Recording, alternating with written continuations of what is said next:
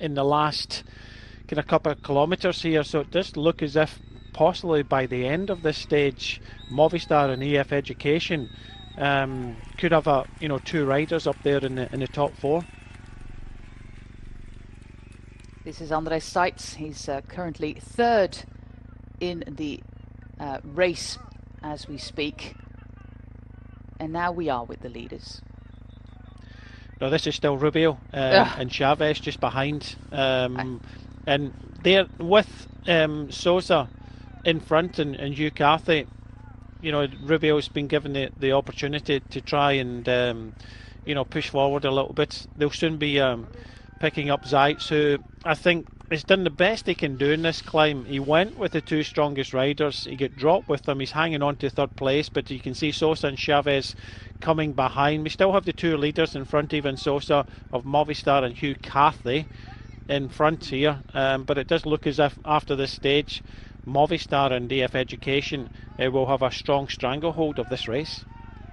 Yeah, having two riders each in the top 5 of the general classification. Yes, I should not be multitasking, doing track promos and watching the race, Brian. So I'm happy that you are at 9 a.m. in the morning still very sharp. Because on Sunday we have a race at 4:30 a.m. So I do expect big things that you are on top of your game, even in the middle of the night watching bike racing. Because I might not be. Well, I'd practice doing that in the World Championships in Wollongong in Australia, so that won't be a problem. But, these are some of the hairpins, and I still have memories of these climbs. This was one of the hardest climbs I've ever done, and, I've done quite a lot of climbs, but, just look at the amount of spectators at the sides. Many years ago, we never had that, and it's the same for many races throughout the world, but the Malaysians really taking this climb to heart. They're pulling out the dinosaurs, they're pulling out the crowds. This is a real race. Unfortunately, the real race for the stage win is in front. We still have even Sosa and Hugh Carthy. We might actually see them just kind of passing the finishing line, but this is the riders just behind Rubio for Movistar, Hugh Carthy and Zeitz just about to be dropped yet again by EF Education and Movistar. Yes, it is indicated that these are the leaders, but they are not. These are the riders in third and fourth place in the race. Our leaders are Sosa and Hugh Carthy. They are now 55 seconds ahead of this group with Einar Rubio and Esteban Chavez. So that is the situation. These are the chasers. They are about a minute behind, and we have some riders coming from the background as well in these grueling final meters of the climb to Genting Highlands. Ivan Sosa, the Colombian of the Movistar team, he is on his way to possibly another fantastic win for Colombia. And like I said, we've had so many wins for Colombia. They are the record holders here on this climb, and it looks like he will keep the tradition going.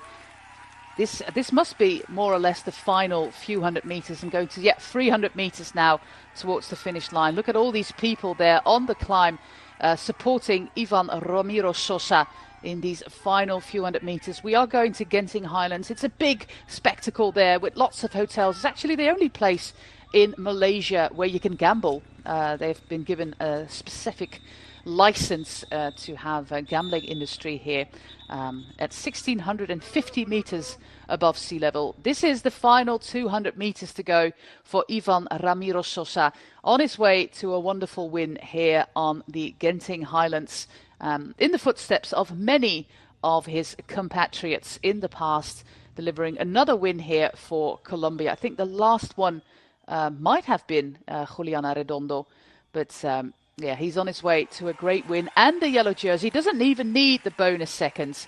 The winner of today is Ivan Ramiro Sosa, keeping that fantastic autumn streak going for Movistar, because, oh boy, what a fantastic last few months of the season for the team from Spain. Ivan Ramiro Sosa is the winner on Genting Highlands, and he is also the new yellow jersey.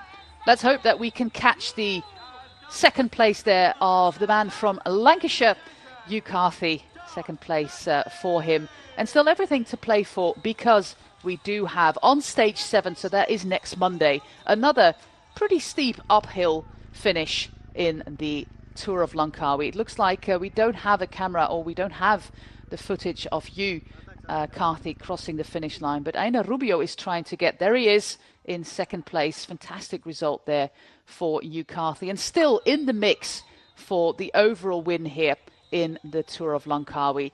And third place is most likely going to Aina Rubio, who is now attacking that group with Chavez and Torsten Trien in the final 300 meters.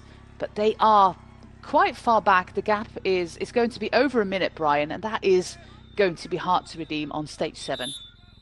Yeah, just getting around the deviation here now. So, you know, Still a long about way to go. 150 meters to go, or there you go, it's 200 meters to go now at this deviation. So just been pushed over into the finishing straight here. And good day out for Movistar. They're going to take first and third here, so they're going to have a strong stranglehold on the general classification. But don't discount the team in pink here with EF Education Easy Post, because both Movistar and EF Education Easy Post will go to battle. But it's going to be a difficult few days for Movistar. They'll have to control things. EF Education can sit back, but there is one GC day in the penultimate stage. But, you know, hats off to this man here, going to finish in 5th place. Torsten Train for Uno X hanging in there. Sepp Bolveder looks as if he's there for Drone Hopper. Fernandez. So they're coming in drips and drabs. And you have to fear for the sprinters in this race, because they'll be coming in 20 minutes, 30 minutes behind the winner, even in a short stage like this. We do have a 30%